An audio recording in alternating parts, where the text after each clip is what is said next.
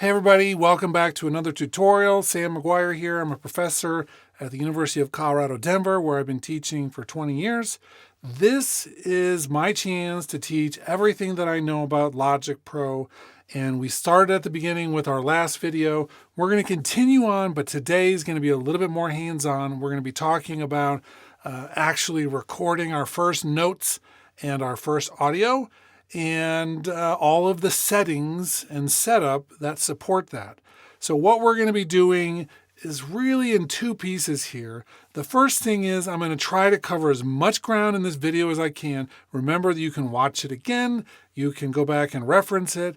And for those of you who want to dive a little deeper into some of the technical jargon, the words, and some of the concepts that maybe are too much for this video, join our membership program on our channel, because there will be a handout that has some of those other concepts that we're not going to have time to talk about in this video, like sample rate and some of the latency issues and bit depth and all of that stuff, which is really cool to talk about, but I think that you'll find it slows down some of the learning that we need to do to get through this massive piece of software. We are still going to talk about some of the technical stuff, but we're going to do it in the context of actually beginning to use Logic a little bit. This is our project dialog. When you first create a project, if you go into Logic and say new from template, this is the dialog that pops up. We don't have to have it pop up, but it is one of the default things that happens. We have a number of things along the side. We can do just a brand new project. We can do recent. We can do a live loop grid, which is going to be something completely different, covered in a different video. There are some tutorials you could use in Logic, some demo projects, and then some templates. Overall, this section down here is where we need to really start. This is where we can set our tempo. We have our tap tempo option, our key signature, our time signature, our audio device input and output, our sample rate, frame rate. All of this stuff begins right here.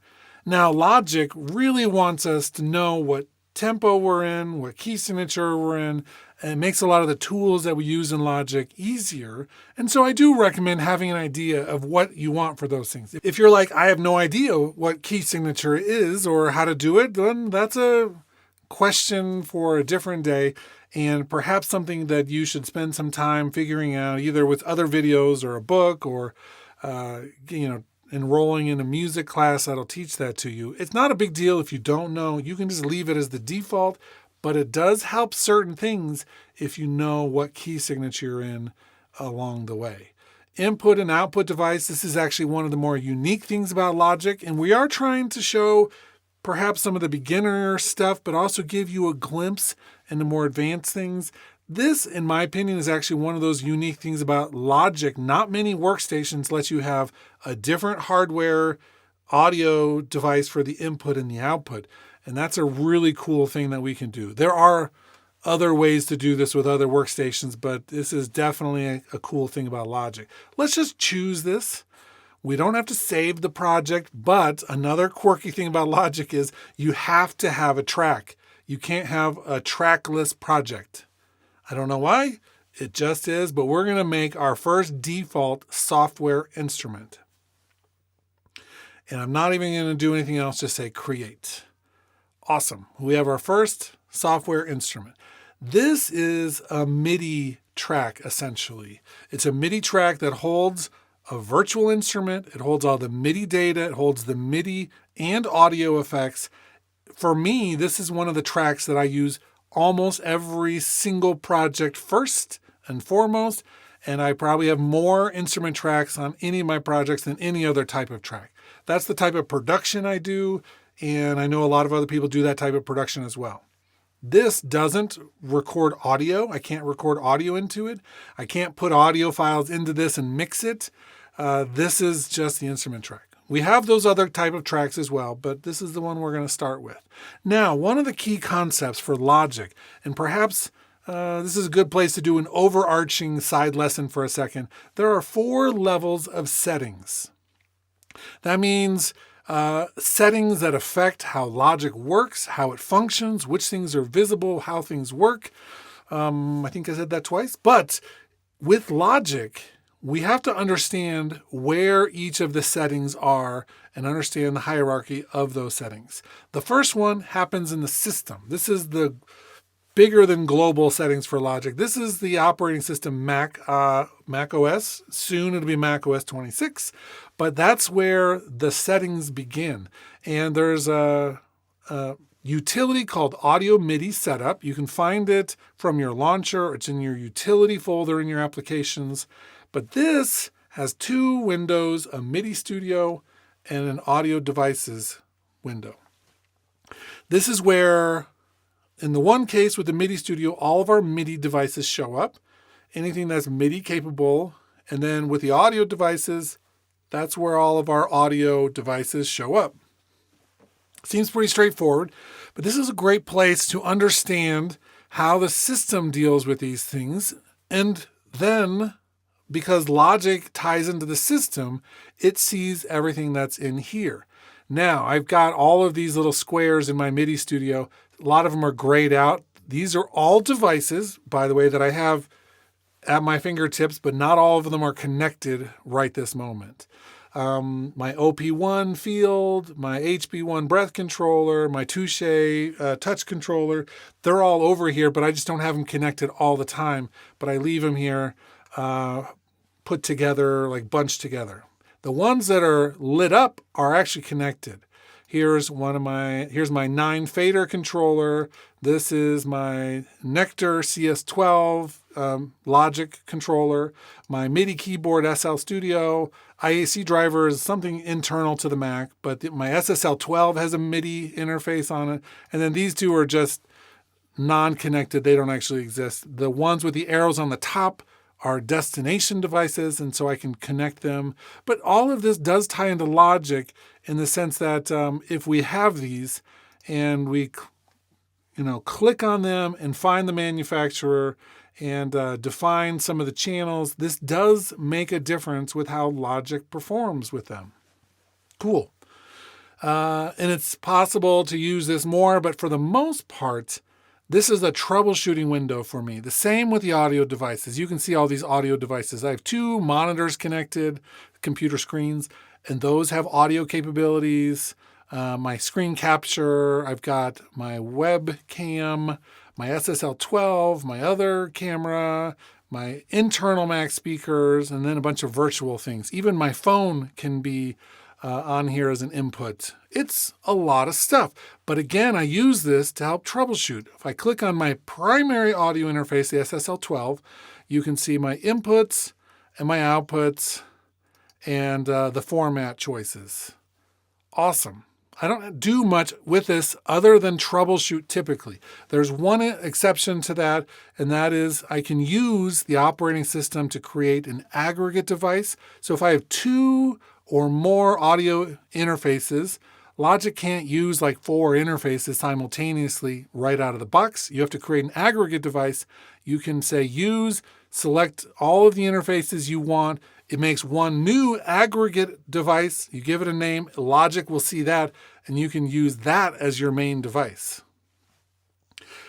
I don't recommend typically doing that. There are some issues with performance in doing that, but it is possible. It's possible to create a very large interface using a bunch of smaller interfaces.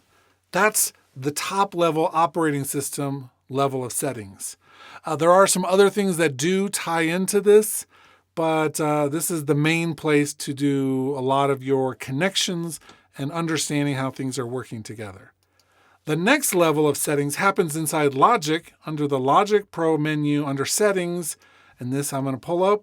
You can see I have my output device and my input device. I could set this to be my SSL12, but I'm using a virtual tool called Omnibus. More about that a different day. That just makes it easier for me to create these videos and do live streams. And so I'm not recommending Omnibus for the average person. That's just what I have. And then we have an I/O buffer size. This number we're going to get to right after we finish up talking about the settings, but this is a really important part. These are global settings for Logic. Everything I change here will stick around every time I load up Logic, and doesn't matter if it's one project or a different project. These all stay the same. That's important to note. Because we also have what are called project settings, and they look very similar with the naming, but they're different things. These all get saved with each individual project. If you have them saved in your template, they'll load up the first time, but if you use the default, it'll just pull off the default group of settings. And then if you change them and save them to a project, then open up another project, they'll be different. So they can be different with every project. That can be awfully confusing sometimes when you're first getting used to it. You wonder why there are different settings, menus, and things. Well, that's why these get saved with your projects rather than Logic Global or the operating system. The fourth tier that I like to talk about would be the things that happen inside of our plugins, our instruments, our effects, our processors. That would be the fourth group of settings. So for instance, if I load up, let me just load up an instrument here, like Sculpture. This, great instrument by the way, we have our own settings for this. They have settings down at the bottom. They have settings inside here, depending on what we're choosing, what we're building, different menus and things that we can do. And we save those as presets that we can load up at different times. And those can go between any project, any preset you save, or a group of settings from an instrument, effect, or processor. Those you can load up in any project, but they don't automatically load up. So those four tiers of settings, from the global system all the way down to the individual processor and effect and instrument, that's the range, and you want to be aware of all of those. So let's jump into one of our first settings that we should look at.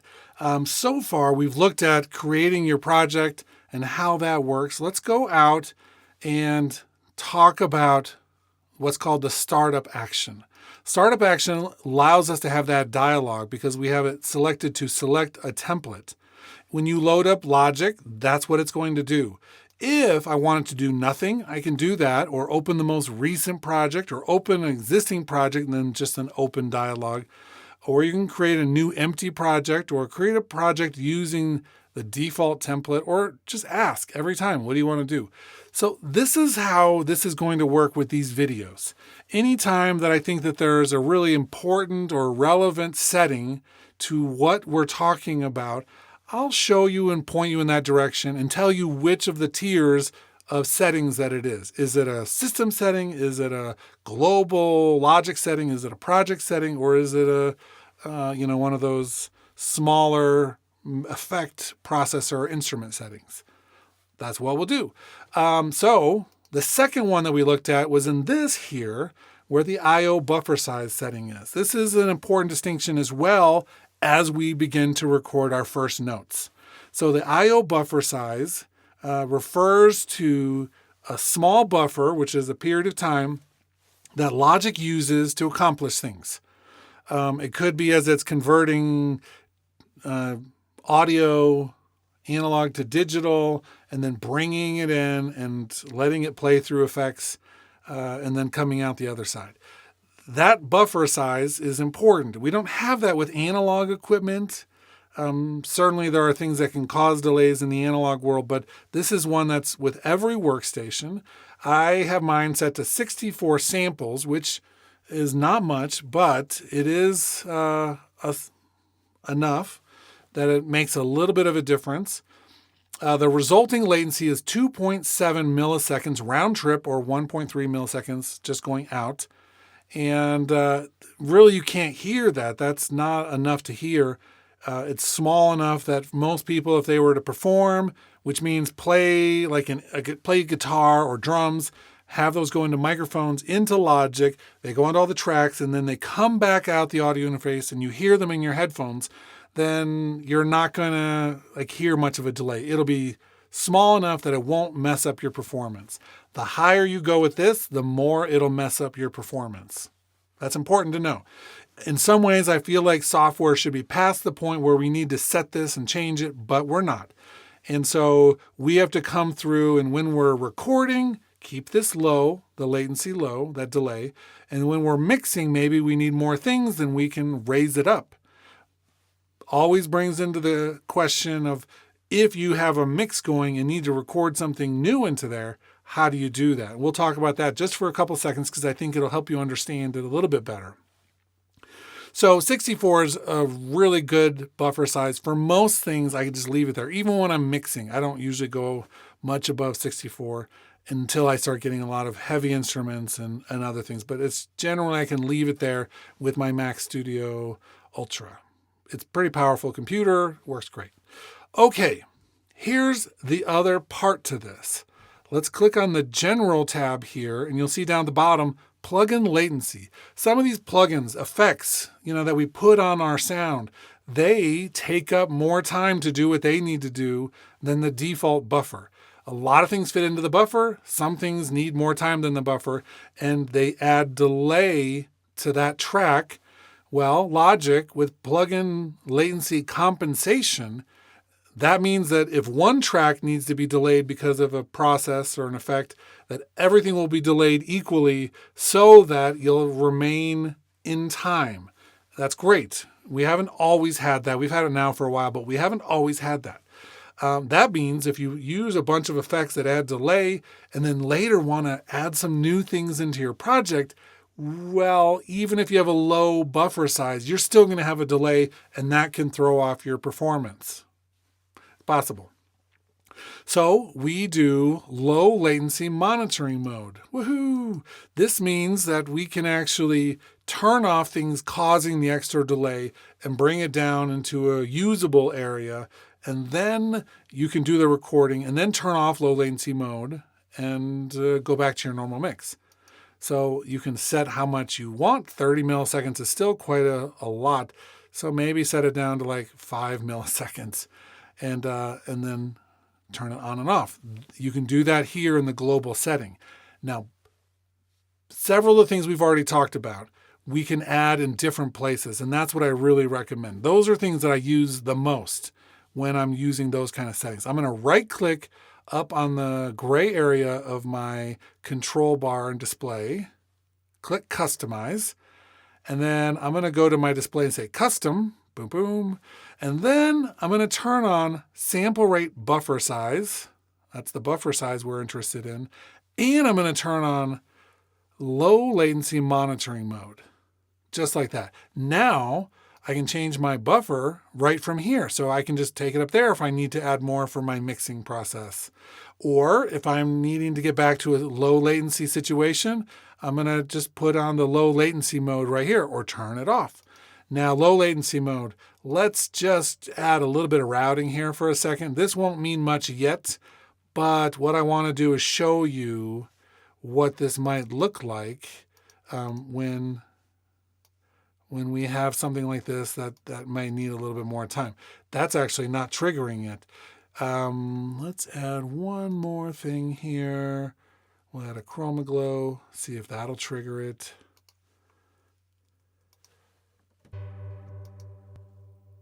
Yep. So right there, bus 1, you see it went orange? And it's no longer going out to that other track. You don't need to know what a bus is right now. What I want you to know is that orange color on the low latency monitoring mode button matches this orange color on my routing bus. And now that they're both orange, it means that that's deactivated because this is activated. Turn it off, and it goes back to an activated mode. And we have our reverb and chroma glow back. That's the way to visually identify that or what is being affected by low latency monitoring, that orange color.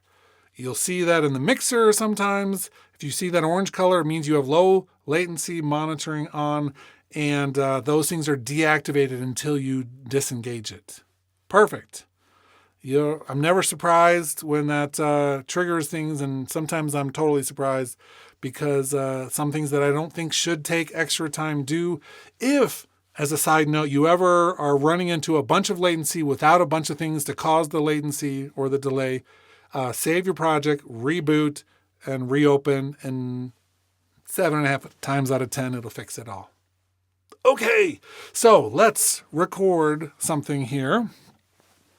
And I'm going to use the Command key and just delete all of the stuff that's on there.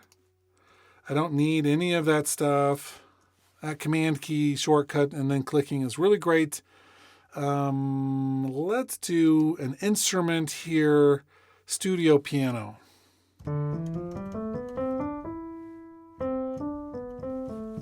I love this piano. Sounds amazing.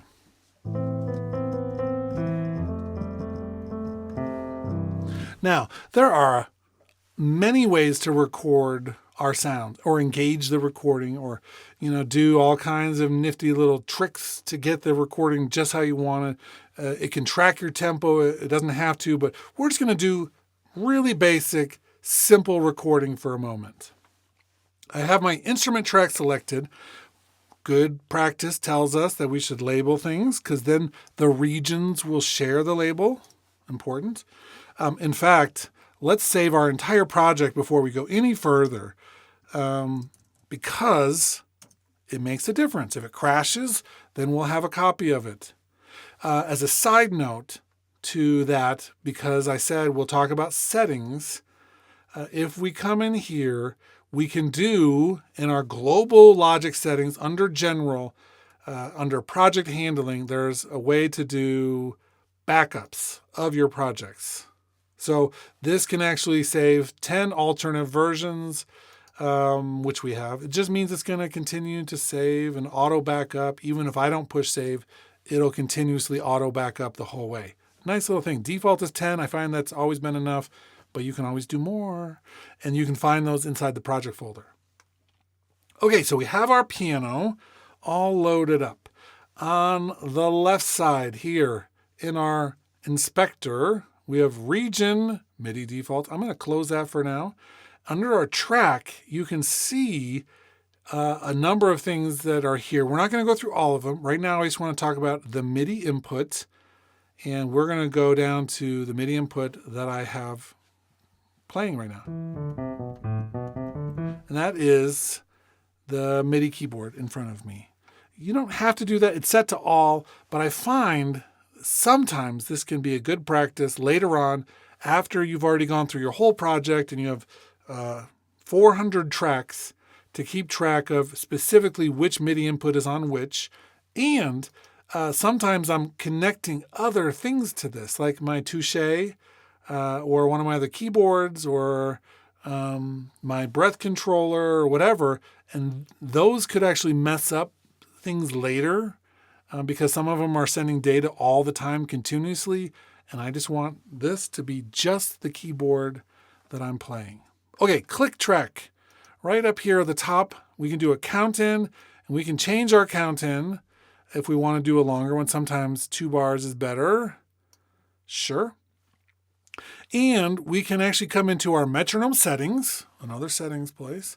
These are project settings though. So these will save with the project, not be a global change. Already you can see sometimes that's a good thing. If I want a more fine division for this, let me push play.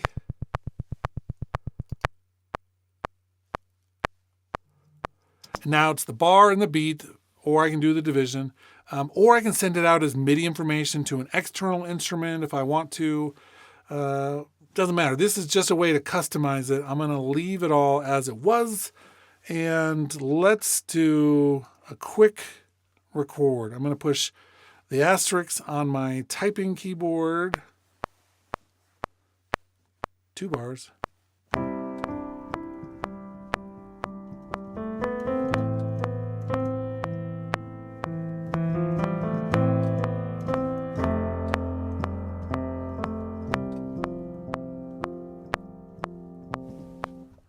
Right?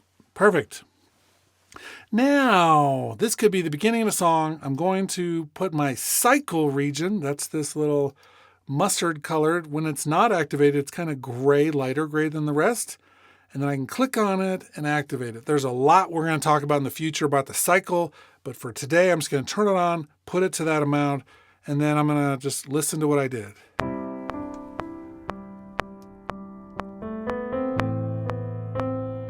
Turn off the metronome.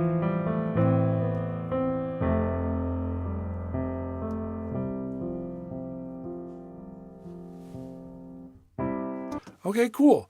And so we have our first MIDI recording. It felt really good. It didn't feel like there was a huge delay with the notes. It felt very responsive. It means I have my buffer size right. I don't need low latency mode at this point. There's not a lot of latency. It felt really tight with what I was doing. Okay, now that's an instrument track. Instrument tracks, like I said before, they're the all-purpose for this type of work with MIDI. Even if you use external instruments, let me just double-click in the gray space below that track. By double-clicking below it, it loads up the same type of track as the one that's selected above. Nice little trick with that. But I'm going to go to my instruments, and I'm going to go to Utility and do an external instrument. And this is how I would get my MIDI out to one of my synthesizers. MIDI destination, whichever one I want to do, MIDI channel, and then audio input, whatever one it's plugged into. And then you can see there's an auto compensate latency, which we've talked a little bit about latency. For the most part, I found that it's pretty tight, but you can always do that if you're having some issues with the latency.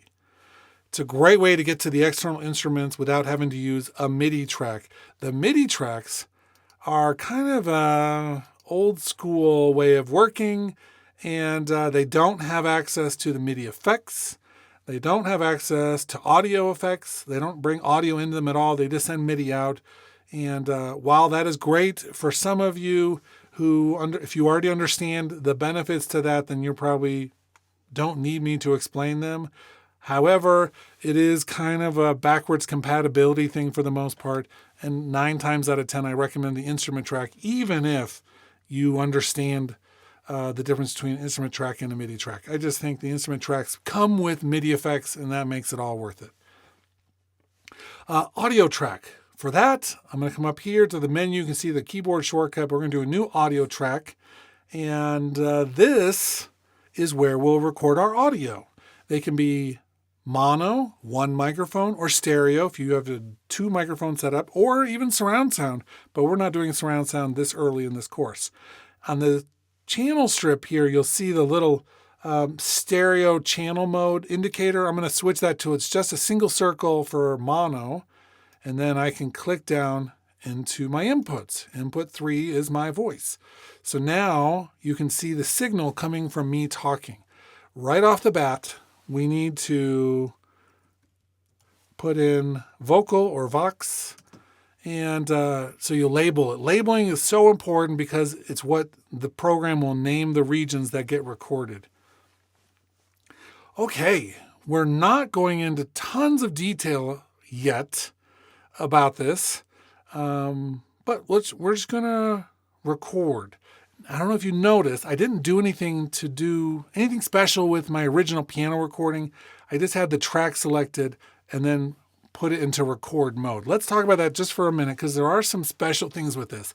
One is we have these little buttons next to this. The R button, which if I just select the track, the R goes red and the I goes kind of yellow, orange.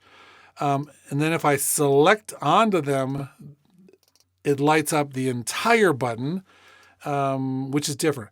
This is a quirk of Logic. We should get into it a little bit deeper later, but for the moment, you can, by default, select the track you want to record into, and then it will do the recording. So if I do this, 2 bars, and then I can talk over this, and you'll see that it's recording my voice into that track. I'm not going to sing right this moment. But it gave it a name of the actual track header and went like that. If I put the I on, then I'd actually hear that through the headphones. That's the input monitoring.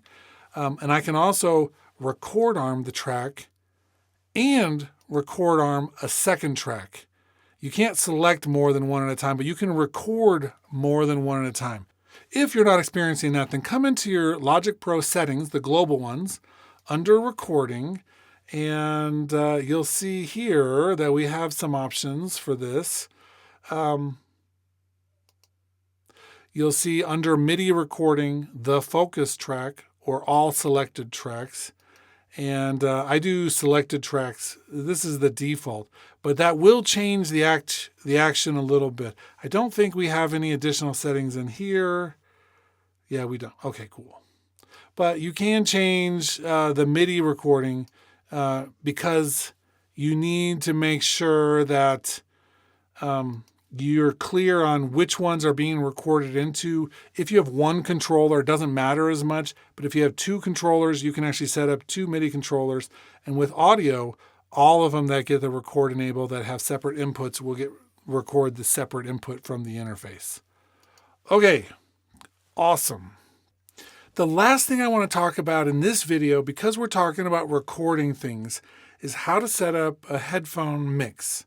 Now, maybe you were working with a basic interface where all you do is have a single output, and that's fine. It could be that this, on every single one of these tracks where it says stereo output, is your only output. That's okay. I have multiple outputs on mine, and there are many interfaces that have multiple outputs. And sometimes what we want is to be able to create a separate mix from headphone mix. That means whatever you hear in the headphones is different than what you're listening to in the control room or on your headphones with your interface. Okay, so how do we do that? One of our routing tools that lets us send audio to various things is called a send. It's down here on our mixing channel or over here in our simple properties view, but I'm going to do it down on the mixer. The mixer you can get to by pushing the X key on your typing keyboard. And while we're going to talk about all of the mixer functionality in a separate place, I'm just going to talk about the sends for one moment. Now, our bus, we can bus them to other channels. Okay, so you could bus these all to an auxiliary send. An auxiliary send is a funnel, and that funnel captures anything we send to it, and we can send that out someplace. Or we can send this directly to an output. Now you can see on mine, I've got 32 different outputs with this interface. And that's a little bit more complicated than it looks, but I have multiples just with my main SSL12, and I can send them out to those. Those could be then attached to like an audio console and to headphones, or I have two headphone jacks on the front of my interface and I can hook them in directly to there. That means then whatever I do for the send, and let me just bus this instead of to an output, then I can raise this little knob, circular knob, and whatever I raise that to, it'll send that much out to wherever I selected. So I can actually say I want the piano to go to the headphones a lot, and I want the voice, let's put it to the same place, to go a little bit less. Maybe I thought the voice was too loud in my singer's headphones, and so I just turned it up or turned it down. It doesn't mess up my mix or what I'm doing there. This is all separate. Here's the catch. If I'm doing this for vocals in a headphone mix or just any headphone mix at all, I'm going to click on the bus area, and I want to say I want this pre-fader. I want this to be pre-fader, and that little knob will switch to the other side so that I can adjust this, and whatever I do with my faders doesn't change anything. It doesn't change what's going out to the headphones. If I'm doing this for a different purpose, say I want to set up a reverb send, and I want all of these to go to the same reverb, then I would actually do them post-pan. And that's because anytime then I make an adjustment, the reverb level will go down with this instead of staying full volume. So different reasons for this, but this is a nice way to set up a headphone send. As long as you know your outputs on your hardware can go someplace where the headphones can be attached, awesome. Or if you're doing this for reverb, then we would just do it post-pan. Then I can load a reverb on this actual channel, and the reverb will take a piece of that piano, a copy of it, and it will process it and then send that reverb out to our stereo output. How did I make this auxiliary track, you might ask? Well, anytime you make a bus inside Logic, it will automatically create that auxiliary track for you. Or you can always come up to this menu and say Control-N, or just choose that and it will make another bus just like that. Here's the thing about the menus inside Logic. Remember we have 4 different levels of settings? Well, we have similar kind of confusion with the menus. Each of our windows here, and you'll see the active window is the one that's surrounded by this like baby blue box. And the bottom here in the mixer, just click, you'll see the baby blue box goes around that, or out to the library. These tell us which one is in focus, but we have several menu structure issues. We have the main menu that's on the toolbar of the operating system, and that's started. You'll know that's in focus when it says Logic Pro. And then our track area has its own menus, and the mixer has its own menus, and so forth. And so we have menus all over the place. And so when we're talking during this whole series of videos, I will be sure to tell you which set of menus to go to. In this case, it was the mixer submenu where I created the new auxiliary channel strip, not up here in the main menu, the toolbar menu. Okay, that's a lot of information. I know that this is going to be one of those series of videos that's going to take a long time because of how much we have in here. But I want to make sure that we're actually addressing this with the useful tools, the useful settings, the useful techniques to make sure that you can function inside Logic. We're going to continue on with this. In the next series of videos, we're going to be covering things like the mixer, so you know how to mix and use automation and the VCAs and all the other tools there. We're going to talk about audio editing with Flex and all of the tools with that. We're going to do all of the effects and processing and all of the other built-in functionality, things like auto tempo and things like flashback capture and just so many things with this. But we're trying to get there in a way that makes sense for those of you who are brand new to this. Okay, I hope this was useful. If you would like some homework, and I think people usually benefit from an assignment, then your assignment is to make sure your audio and MIDI devices are set up, that you can see them inside the audio MIDI setup utility in the operating system, and that you have your buffer size set to a usable amount for recording, and then to record something. It doesn't matter what. Use the metronome. Make sure that the things all line up time-wise, but use all the things we talked about in this video in preparation for the next video, where we're going to break down one of these topics in a lot more depth. Okay, that's it.